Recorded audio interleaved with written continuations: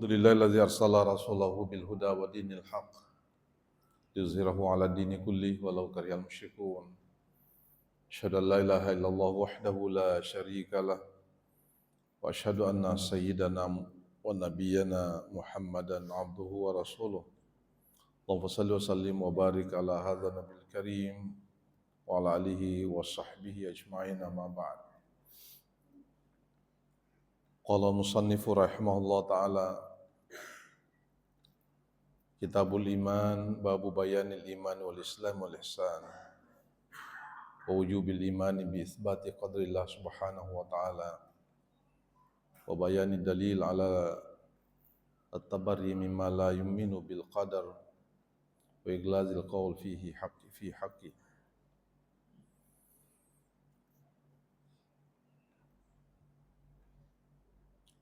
Hadirin jamaah subuh yang insyaallah diridhai Allah Subhanahu wa taala. Insyaallah hari ini adalah pekan pertama. Kita akan melakukan satu kajian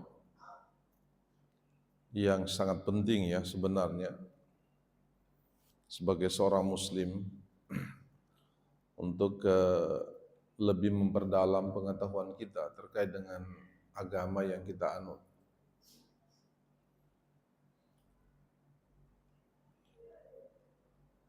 Apa yang atau seperti yang disampaikan tadi oleh protokol kita bahwa pengajian kita ini akan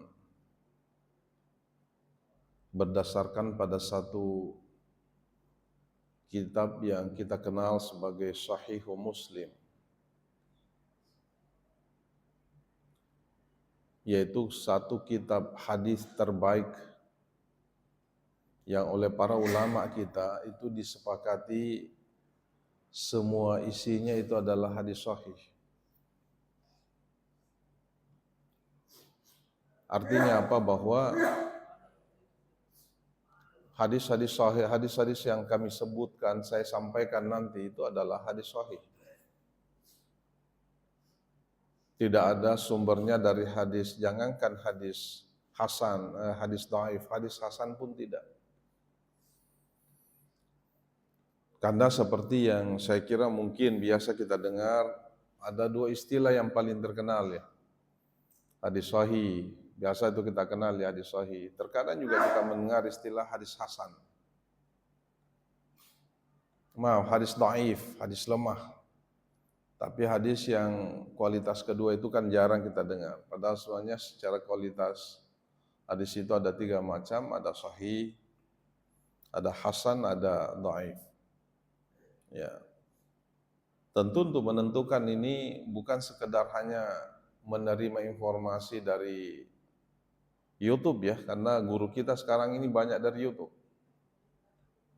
Informasi paling utama adalah informasi dari para ulama kita yang mengetahui bagaimana caranya menentukan kualitas hadis itu.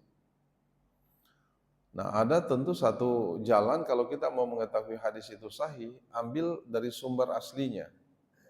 Nah, salah satu dari sumber asli yang kita pakai itu adalah hadis sahih.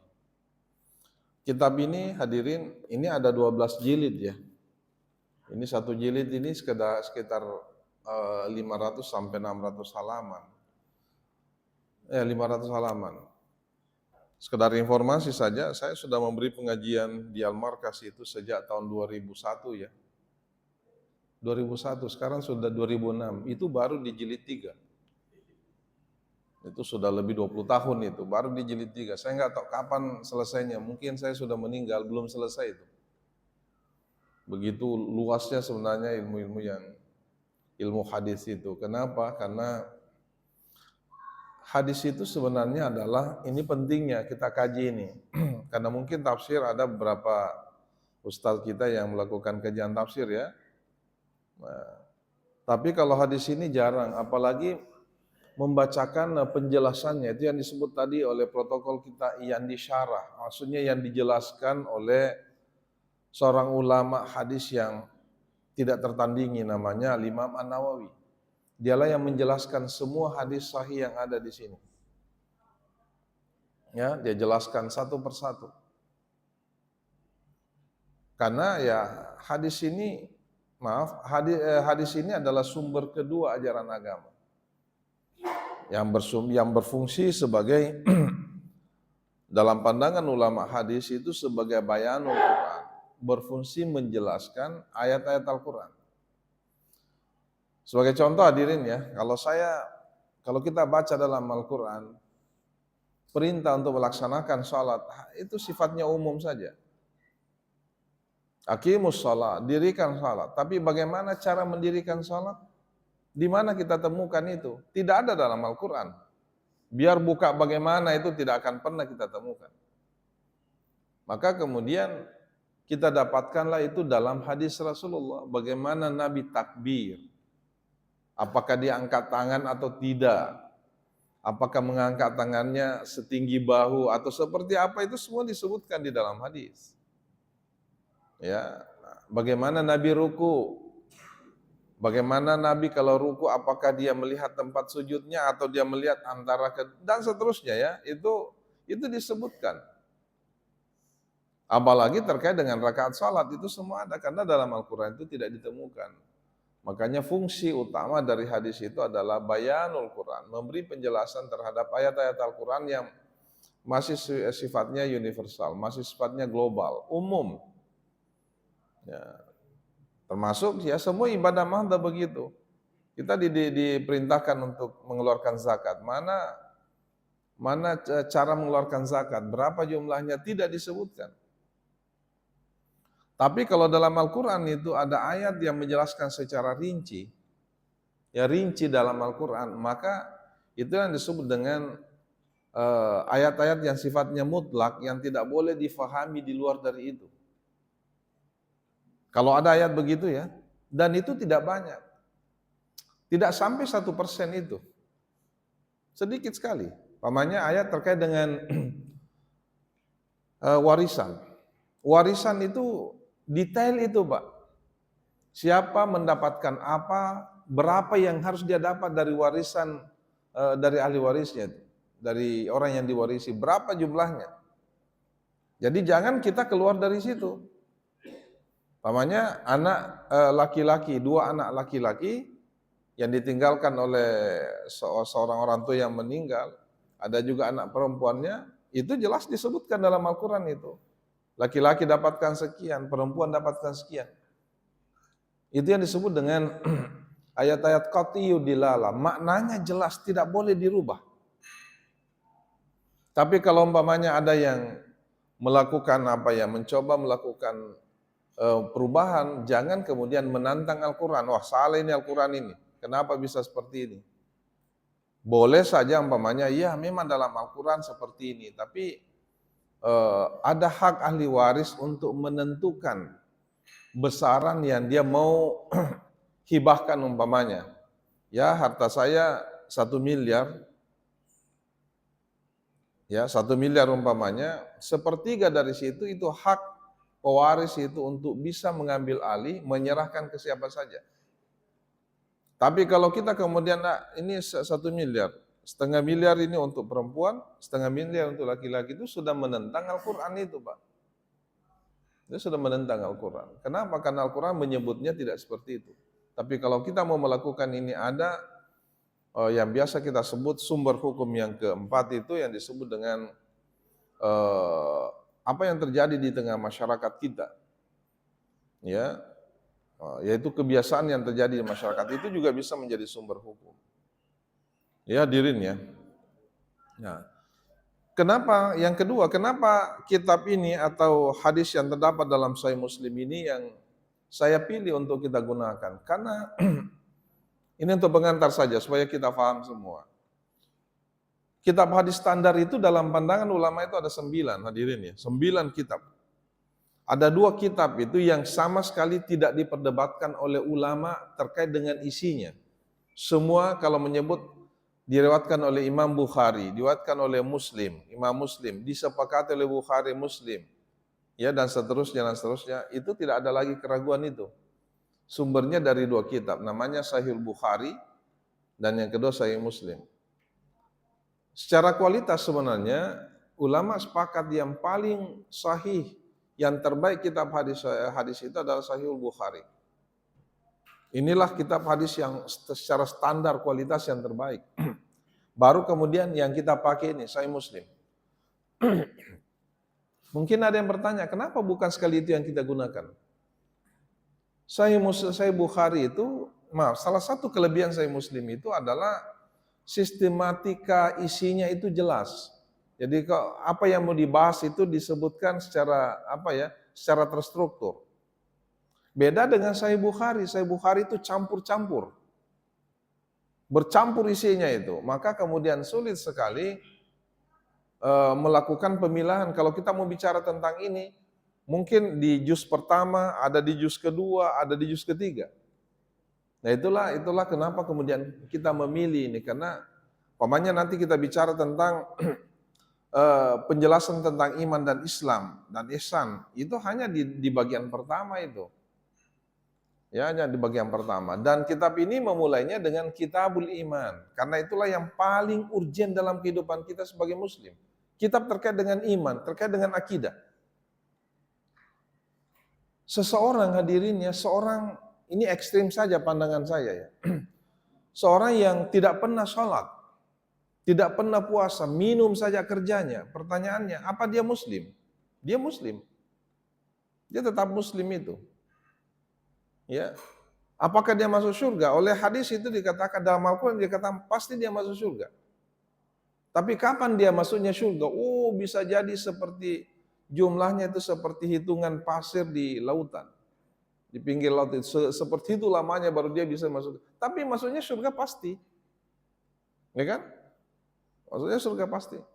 Tapi kalau ada orang yang sama sekali tidak mau bersyahadat, tidak mau mengakui Rasulullah Sallallahu Alaihi Wasallam sebagai Nabi, itu sudah pasti bagaimanapun baiknya dia, hubungan kemanusiaannya, dia tidak akan pernah masuk ke dalam surga. Karena ada satu hal yang paling penting yang harus dipegang oleh seorang muslim, yaitu akidah kita. Itulah sebabnya akidah itu penting, harus diawali. Nah inilah nanti kita akan bahas satu persatu ini. Kalau saya bayangkan 20 tahun ke depan, saya kira saya sudah meninggal itu Pak. Saya kira sudah tidak ada lagi di sini. Banyak juga bapak-bapak. Karena saya lihat Masjid Raya, Masjid Al-Markas itu sudah puluhan tahun saya beri pengajian, sudah banyak sekali yang hilang. Hilang satu-satu nih. Ya.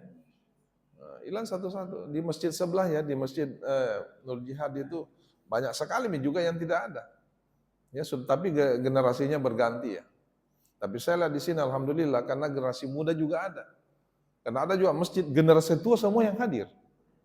Saya khawatir siapa yang akan menggantikan nanti. Itu hadirinnya. Itu sekedar pengantar saja. Dan ini menjadi acuan kita selanjutnya ya. Baik, saya mulai dengan Kitabul Iman. Kitab atau pembahasan terkait dengan iman. Wah ini panjang pembahasannya, sampai mungkin satu kitab ini. Saya sudah ganti ini belum selesai itu. Panjang sekali pembahasannya. Karena ini, tapi tentu nanti kita tidak akan ngambil semua. Mudah-mudahan ya 1-2 tahun bisa kita melakukan kajian itu sudah syukur itu. Apalagi kalau selalu sudah lebih dari itu. Ya. Tapi kelebihan kita nanti di sini saya minta kita diskusi. Saya menyisakan waktu kepada kita untuk kita melakukan tanya jawab. Kalau saya bisa jawab, saya jawab. Kalau tidak, ya jangan saya jawab. Karena orang yang paling bodoh itu menjawab dia yang dia tidak tahu. Itu paling bodoh itu menurut Ali bin Abi Thalib. Semuanya serba dia jawab, sekalipun salah. Apalagi terkait dengan akidah tidak boleh sembarangan itu. Ya. Hadis ini sumbernya dari kalau ini dikatakan oleh Abdullah bin Umar, haddatsani abi. Hadis ini disampaikan oleh bapak saya. Ini Abdullah bin Umar mengatakannya. Bapaknya itu adalah Umar bin Khattab. Kita kenal Umar kan? Umar adalah khalifah kedua sahabat Nabi yang terbaik ya. Salah satu yang terbaik. Umar bin Khattab mengatakan begini, qala bainama nahnu 'inda Rasulillah sallallahu alaihi wasallam zata yaum. Kami bersama-sama dengan Rasulullah SAW pada suatu waktu, satu hari. Kita sama-sama beginilah ya. Ittala alaina rajulun syadidu bayadith thiyab. Tiba-tiba Ada seorang laki-laki yang pakaiannya itu putih bersih, tiba-tiba datang. Ya, tiba-tiba datang. Syadidu sawadi sya'ri, rambutnya hitam pekat. Hitam sekali rambutnya. Ya. La yura alaihi atharus safar, sama sekali tidak kelihatan ada pengaruh perjalanan panjang. Orang ini kok putih sekali bajunya ya, rambutnya masih hitam. Hitam sekali rambutnya, tidak ada. Pasti ini orang perjalanannya dekat sekali nih, dari orang dekat gini. Kan kalau di Timur Tengah itu Pak, kalau dia perjalanan jauh, coklat semua rambutnya itu. Kenapa? Karena salah satu yang paling jelek itu di Timur Tengah, termasuk di Saudi, termasuk di wilayah Hijaz itu adalah, kan ada hujan debu kan, kalau debu itu muncul, jangan kayak begini nih, tidak coklat semua ini. Nah, ada yang bagus itu rumahnya orang. Karena saya pernah tinggal lama di Timur Tengah, aduh, tidak ada rumah yang bagus catnya. Kenapa? Sudah penuh dengan debu semua tuh. Ya, apalagi pakaiannya bersih. Kalau orang melakukan perjalanan pasti ini pakaiannya sudah kotor. Ya, disebutkan di sini. La yura alaihi atharus wa la ya'rifuhu minna ahadun. Cuma persoalannya semua yang hadir ini tidak ada yang kenal ini orang. Enggak ada yang kenal. Dan yang lebih mengherankan lagi, hatta jalasa ila Nabi SAW. Dia bahkan duduk di samping Rasulullah. Sepertinya bestinya Nabi ini. Temannya Nabi. Tapi kok tidak ada yang kenal ya? Dia langsung duduk dekat Nabi. Bahkan saking dekatnya, fasnada rukbataihi ila rukbataihi. Wa wada'a kaffaihi ala faizaihi. Sampai-sampai kaki pahanya itu dia sandarkan di paha Nabi, begitu dekatnya. Tangannya itu dia simpan di atas paha Rasulullah SAW. Biasa kan orang kalau bersahabat ya kita langsung duduk, langsung sandar-sandar, langsung apa kepada sahabatnya. Seperti itulah tamu, cuma masalahnya tidak ada yang kenal. Tidak ada satu pun, siapa orang ini? Wakala, dan orang itu kemudian mengatakan, ya Muhammad, akhbirni anil Islam. Muhammad, coba beritakan kepada saya, sampaikan kepada saya apa itu iman. Apa itu iman ya? Wakala Rasulullah SAW, Nabi kemudian menjawab, al-Islamu an tashhada an la ilaha illallah wa tuqimas shalah wa tu'tiyaz zakah wa tasuma ramadan wa tahujjal bait in istata'ta ilaihi sabila. Kalau kamu mengetahui tentang Islam itu, itulah yang biasa kita kenal sebagai rukun Islam, Pak ya. Mulai dari syahadatain, kemudian salat, zakat, puasa, haji. Itu yang biasa kita sebut sebagai rukun Islam. Jadi kalau kita mau mengetahui Islam, ya Islam yang 5 itu. Tidak boleh seorang muslim tiba-tiba menyebut dirinya muslim tapi tidak bersyahadat. Harus bersyahadat. Dia juga harus melaksanakan salat, puasa, zakat, haji. Cuma kalau haji itu dikatakan kalau dia mampu, kalau tidak mampu tidak juga. Ya, qala sadaqta, orang ini tiba-tiba mengatakan betul yang kamu bilang itu. Betul itu. Qala fa'ajibna lahu, Umar kemudian mengatakan, kami heran ya. Yas'aluhu wa yusaddiqu, dia yang bertanya, dia sendiri yang mengatakan betul itu. Mestinya kan kalau bertanya terjadi, apakah tidak, kan mestinya dia sanggah ya. Apakah masih ada yang lain ya? Hanya 5 itu Muhammad, dan seterusnya. Tapi tidak ada, oh betul ya Islam begitu ya. Dan dia kemudian yang membenarkan sendiri. Qala, kemudian dia bertanya lagi, fa akhbirni anil iman. Kalau begitu beritakan juga, sampaikan juga. Apa itu iman? Ya tentang iman ya.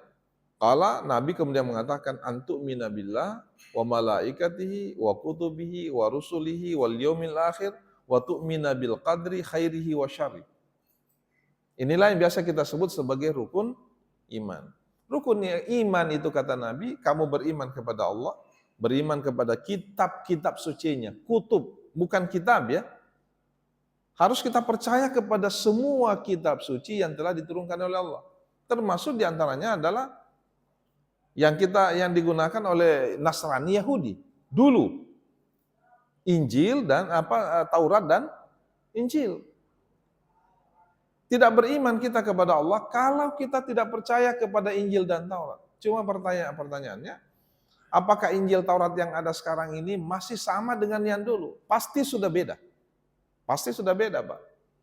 Karena perjanjian baru, perjanjian lama saja, setiap 100 tahun itu kan ada namanya konsili. Konsili itu adalah melakukan perubahan isi kitab sucinya sesuai dengan perkembangan waktu, perkembangan zaman. Makanya jangan heran kalau di dalamnya ada makan babi, boleh. Padahal itu sebenarnya tidak ada itu. Di dalamnya tidak percaya kepada Muhammad, padahal di dalamnya ada. Baik di Zabur, di Taurat juga ada. Jadi mereka melakukan perubahan. Apalagi ada yang namanya, ada yang namanya Kristen itu. Kristen kan itu Protestan, itu namanya saya protes ya. Memprotes isinya, tidak banyak yang keliru ini, harus dirubah. Apalagi yang menulis perjanjian lama itu adalah sesudah Isa alaihissalam dipanggil diangkat ke langit itu 400 tahun sesudahnya. Baru kemudian dia bayangkan tulis-tulis itu. Maka itulah sebabnya dari kitab Injil itu, Pak, perjanjian baru itu ada 4 versi. Tidak ada yang sama isinya, ada 4 versi. Itu pun 4 versi, kalau sudah sampai waktunya lagi dirubah. Al-Quran kan tidak sama sekali tidak begitu ya. Tidak ada perubahan Al-Quran itu dari sejak Nabi sampai hari ini, sampai dunia ini kiamat. Tidak akan pernah terjadi perubahan. Yang berubah itu, yang bisa berkembang, bukan berubah, yang bisa berkembang itu adalah penafsirannya, pemahamannya. Jadi Al-Quran itu harus dipercaya seperti itu. Tapi bukan hanya Al-Quran, kitab suci yang lain harus dipercaya. Harus juga kita percaya kepada Nabi dan Rasul. Yang minimal yang 25 itu ya yang disebutkan dalam Al-Quran. Yang lain itu tidak wajib itu kita percaya. Kenapa? Tidak disebutkan. Dan tidak ada informasi yang jelas. Ya, tidak ada informasi yang jelas. Di mana kita bisa dapatkan informasi? Tidak ada. Sehingga tokoh-tokoh penting yang banyak mereka, ada yang mengatakan bisa jadi dia nabi itu ya, seperti Aristoteles, Socrates, Plato, bisa jadi dia nabi. Tapi apakah jelas dia nabi? Tidak ada petunjuknya. Ya. Percaya kepada hari akhirat. Kemudian Anda harus beriman kepada al-qadar khairihi wa syarri, yang biasa kita sebut sebagai qada dan qadar. Ya, kalau orang itu kemudian mengatakan sadaqta, betul yang kamu sampaikan itu Muhammad. Kalau dia kemudian bertanya lagi, fa'akhbirni anil ihsan. Muhammad sampaikan juga kepada saya terkait dengan ihsan. Ihsannya qala an ta'budallaha ka'annaka tarahu fa illam takun tarahu fa innahu yaraka. Kalau kamu mau tahu tentang ihsan itu adalah kamu beribadah kepada Allah. Beribadah dalam makna luas ya. Seperti kamu melihat Tuhan. Fa illam takun tarahu, kalau kamu pasti dan mustahil melihat Tuhan, fa innahu yaraka. Yakin Tuhan itu melihat kita. Itu yang disebut dengan ihsan. Makanya kalau kita melihat definisi ini, ihsan itu adalah akhlak. Akhlak ya, umpamanya hadirin, saya beri contoh kecil. Kalau saya keluar dari masjid ini, kemudian banyak sandal yang berserakan di situ. Saya injak-injak itu sandal. Maaf, bukan, sebaliknya. Sandal itu saya hindari untuk tidak saya injak. Bahkan kalau ada sandal yang terlempar di situ, saya ambil, tempatkan di pasangannya. Tidak ada orang yang lihat dan tidak ada yang tahu. Pertanyaannya, apakah ini akidah? Bukan. Apakah ini Islam? Bukan. Syariah kan yang disebutkan itu yang biasa kita pahami. Inilah yang disebut dengan ihsan. Melakukan kebaikan-kebaikan sepertinya Allah melihat kita. Inilah oleh para ulama, ihsan itu adalah bagian terpenting dari akhlak. Bagian terpenting dari akhlak. Nah, itu yang dari sini sebenarnya hadirin, nanti kita lihat ya, saya lanjutkan dulu. Sesudah itu, qala fa'akhbirni an nisa. Muhammad sampaikan juga kepada saya, kapan dunia ini kiamat? Kapan dunia ini kiamat? Kalau Nabi mengatakan, mal mas'ulu anha bi'alama minas sa'il. Tidaklah orang yang ditanya, saya lebih tahu daripada orang yang bertanya. Nabi tahu siapa sebenarnya yang bertanya ini. Ya, siapa yang bertanya? Anda sebenarnya lebih tahu dari saya. Ya, qala fa'akhbirni an amaratiyah. Kalau kamu tidak tahu, karena Nabi mengatakan, sepertinya Nabi mengatakan saya tidak tahu itu. Ya, orang ini kemudian mengatakan fa'akhbirni an amaratiyah. Kalau begitu, tanda-tandanya saja sampaikan kepada saya. Apa tanda-tanda dunia ini kiamat? Kayaknya sudah ada semua, Pak. Apa yang disebutkan oleh Nabi? Antalidal amatu rabbataha. Ciri pertama ketika ibu sudah melahirkan tuannya. Jadi ibu jadi budak, anak itu jadi tuan. Secara hukum itu banyak itu. Sejak masa Nabi sudah banyak orang yang dia ibunya dari kalangan biasa-biasa saja, tapi anaknya jadi bangsawan. Kenapa? Karena bapaknya bangsawan.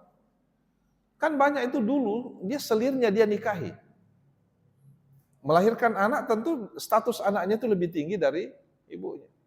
Tapi bagi saya bukan itu yang terpenting. Yang dimaksud dengan antali dal amatu rabbata ketika anak ini sudah tidak lagi mempedulikan orang tuanya. Dia justru yang memerintah orang tuanya. Coba kita lihat anak-anak kita sekarang, Pak. Apa takut kepada bapaknya, ibunya? Tidak ada itu. Kita suruh bangun salat subuh, mana mau bangun? Tapi pada masa-masa awal, tidak ada, orang semua patuh semua kepada orang tuanya.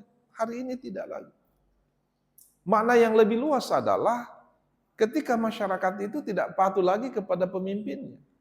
Bahkan tidak sedikit itu kita kemudian sembarang saja kita bilang itu presiden kita kan. Sembarang, apalagi kalau presidennya memang sudah banyak melakukan kekeliruan. Ya, itu memang tidak apa-apa. Ya, itu yang pertama. Yang kedua, antara al-hufat al-urat al-alat dari asyaiyah tatawaluna fil bunyan. Pada suatu ketika nanti kamu melihat orang yang dulunya miskin papa, miskin sekali di hidupnya dan keluarganya. Bahkan kerjanya di sini hanya contoh ya, dia pemelihara kambing saja. Bukan kambingnya orang dia pelihara. Ya, kalau dia berjalan pakaiannya robek-robek, compang-camping, sandalnya sudah copot semua.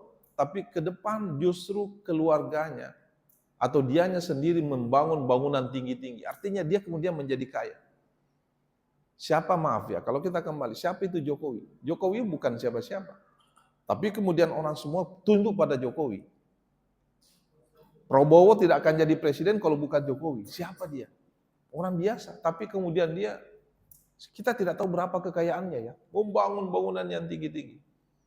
Ini juga buktinya katanya nanti salah satu tanda dunia ini kiamat. Ketika masyarakat Arab itu bangunannya sudah tinggi-tinggi.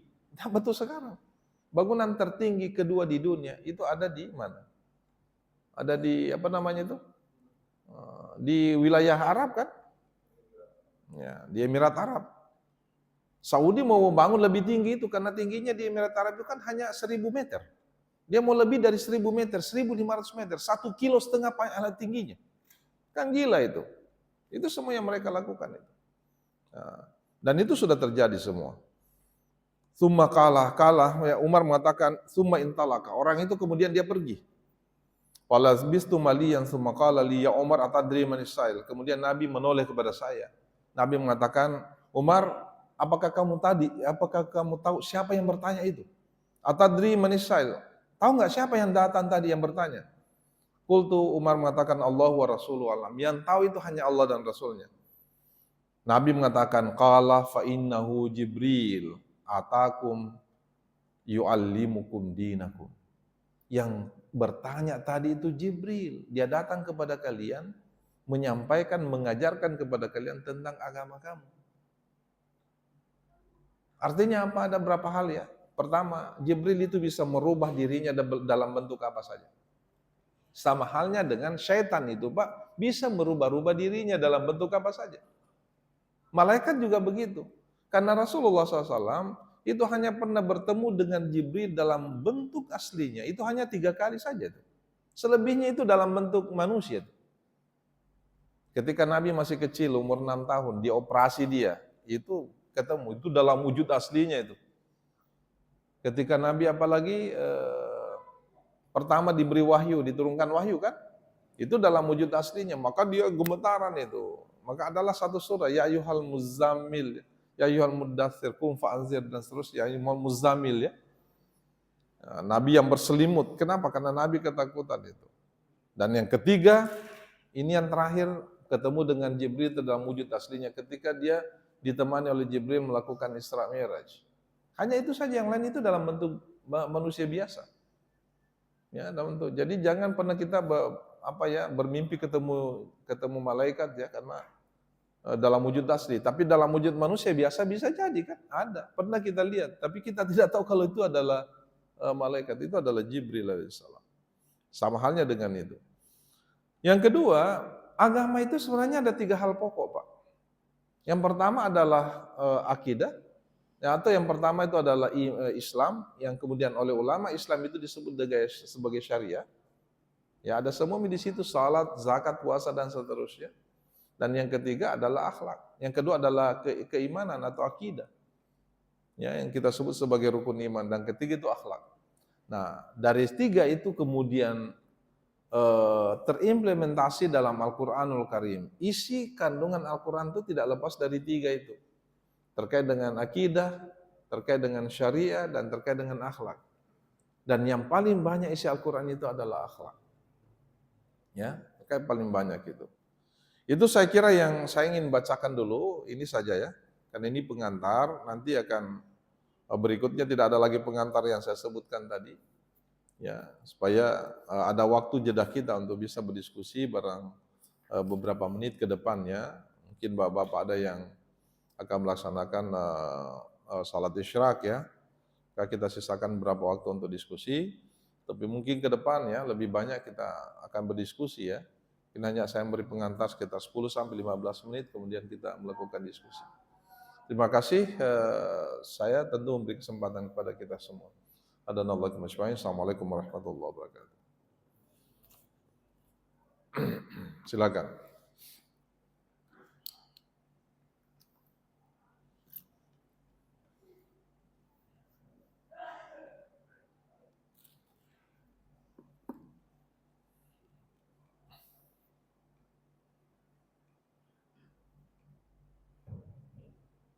Terima kasih Ustaz. Bismillahirrahmanirrahim. Assalamualaikum warahmatullahi wabarakatuh.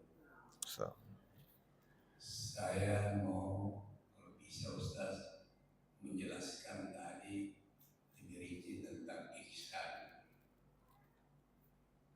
Kadang-kadang dalam kehidupan, sama contoh tadi, keluar masjid, dia sandal ke belakang, ada rasa dongkol, tidak teratur.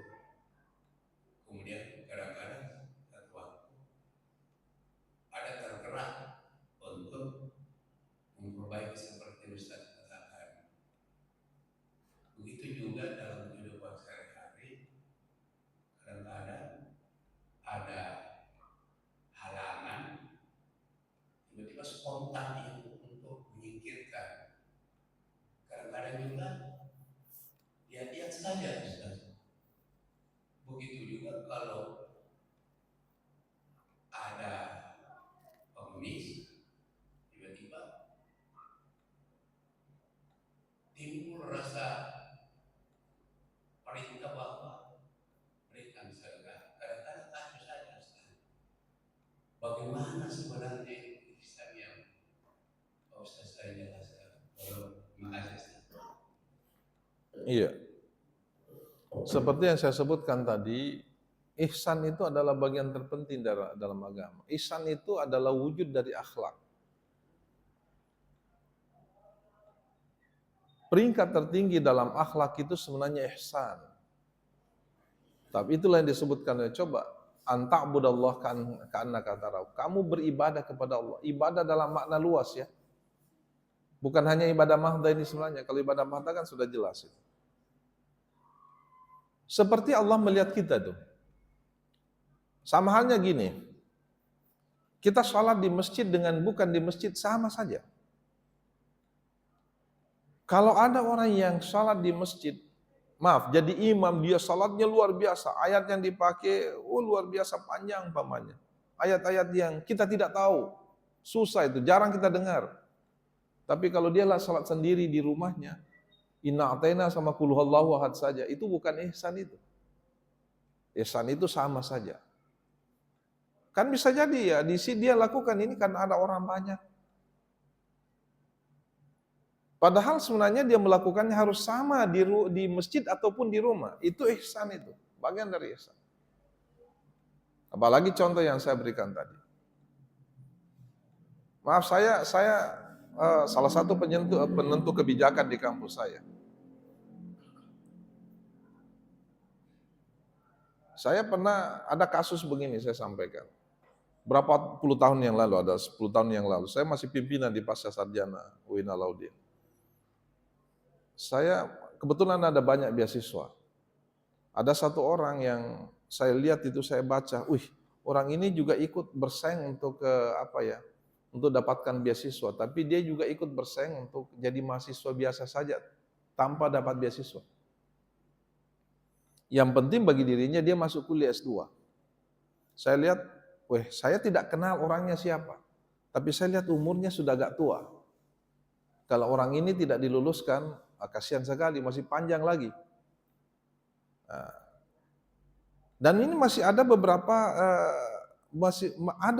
ada ruang orang ini sebenarnya bisa dikasih beasiswa. Saya tidak kenal, saya panggil orang itu, coba carikan. Sementara mereka ujian tulis, saya sampaikan kepada staf saya, coba panggilkan nama ini, coba cari orangnya di mana. Staf saya mengatakan, untuk apa Ustaz? Sementara ujian ini, saya bilang tidak usah, panggilkan saja. Ketemu dengan saya berdua. Datanglah dia ke saya langsung mengatakan, Bapak mau kuliah ya? Iya Ustaz, saya mau kuliah, makanya saya ikut tes. Tapi saya lihat ada juga namanya mau dapat beasiswa. Iya ada juga Ustaz, tapi kayaknya agak sulit. Tapi kalau saya kasih Ki beasiswa, mau Ki ya? Gembira sekali, pasti saya mau Ustaz. Beasiswa tidak membayar SPP, dikasih lagi bulanan, tidak sedikit. Saya mau sekali. Oke, kalau begitu lengkapi berkas yang kasih ke saya kasih saudara. Saya kasih beasiswa. Ya. Dan tidak perlu Bapak tahu, karena kalau saya tahu siapa orangnya, saya bisa jadi ria kan. Tapi saya hanya sampaikan saja, bahwa itulah contoh-contoh kecil itu. Ada kebijakan kita bisa membantu orang. Ya, kita bisa membantu. Tapi kalau sebaliknya, umpamanya, ya seperti kemarin, saya datang ke Jakarta menentukan lulus. Siapa yang lulus masuk di di prodi ini, termasuk di kedokteran. Tapi kalau umpamanya saya kemudian ada orang yang lulus ini, saya cabut dia, kemudian ganti yang lain, itu saya melakukan kezaliman. Itu kejahatan, itu kezaliman. Tentu itu bukan lagi akhlak. Itu bukan lagi akhlak. Ada orang ya, mirip sekali, hampir sama nilainya ya. Urutan kesekian dengan urutan 26 dengan 27. Hampir sama nilainya. Beda 0, saja. Nah yang mau diterima 26. Saya kemudian menghadap, bagaimana kalau saya cukupkan 27? Saya ambil orang ini, saya kasih luluskan juga dia di kedokteran. Padahal kalau saya mau, ya enggak, buat apa? Saya tidak kenal siapa-siapa. Itulah semua disebut dengan ihsan. Ada Allah yang melihat kita. Tapi kalau di dalam hati kita saya mengatakan, ya kalau nanti saya sudah luluskan, saya panggil orangnya, saya kasih begini, saya kasih lulus, kok itu bukan ihsan itu. Jadi ihsan itu betul-betul mengharapkan keridhaan dari Allah Subhanahu wa taala. Apapun yang kita lakukan. Termasuk kita di sini umpamanya. Kita salat berjamaah, masih ada space untuk satu orang di depan, tapi kemudian kita memperlebar jarak kita. Saya kasih begini supaya tidak ada lagi, saya supaya longgar ke salat. Itu bukan ihsan. Tapi kalau kemudian di sini Ki, sama-sama di sini, kita di depan. Kenapa? Karena saf yang terbaik kan di depan kan? Saf pertama. Saya memberi ruang. Itu semua disebut dengan ihsan. Akhlak itu Pak. Akhlak itu. Itu hal-hal kecil ya, apalagi kalau sudah skopnya besar. Skopnya besar. Saya jadi wali kota. Wah ini saya lihat ada sampah banyak di sini berserakan. Saya kepala dinas tata kota itu ini perbaiki ini ya. Ini apakah melanggar atau tidak? Tidak perlu saya sampaikan kepada siapa-siapa, langsung saja. Itulah yang dilakukan oleh Umar bin Khattab. Malam-malam itu dia pergi berjalan menelusuri lorong-lorong kecil, lorong-lorong sempit. Di malam hari dia mencari apakah ada orang yang kelaparan atau tidak. Apakah itu? Itu akhlak.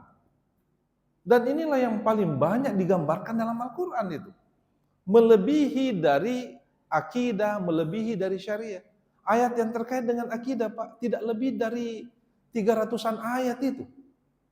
Tapi ayat yang terkait dengan akidah, akhlak itu ribuan.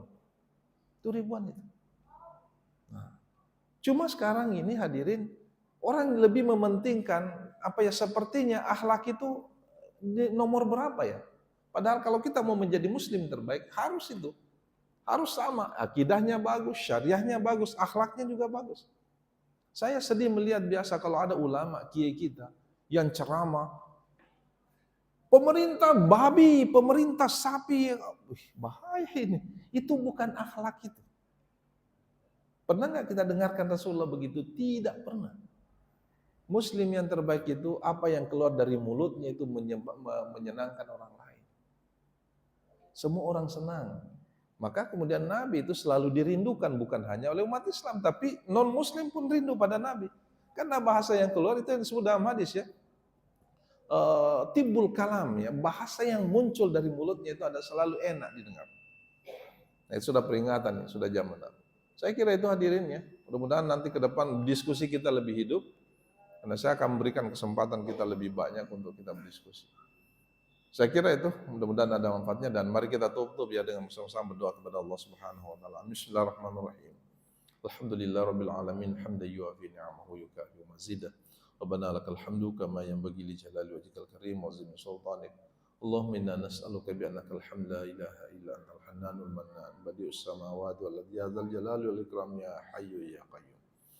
ربنا لا تؤاخذنا إن نسينا أخطأنا ربنا ولا تحمل علينا إصرا كما حملته على الذين من قبلنا ربنا ولا تحملنا ما لا طاقة لنا به واعف عنا واغفر لنا وارحمنا أنت مولانا فانصرنا على القوم الكافرين ربنا اغفر لنا ذنوبنا وكفر عنا سيئاتنا وتوفنا مع الأبرار ربنا اغفر لنا ولوالدينا وارحمهم كما ربونا صغارا ربنا ظلمنا أنفسنا وإن لم تغفر لنا وترحمنا لنكونن من الخاسرين ربنا هب لنا من ازواجنا وذرياتنا قرة اعين واجعلنا للمتقين اماما ربنا تقبل منا صلاتنا وصيامنا وقيامنا وركوعنا وسجودنا واختم بالباقيات الصالحات اعمالنا ربنا اتنا في الدنيا حسنه وفي الاخره حسنه وقنا عذاب النار وصلى الله عليه والحمد لله رب العالمين.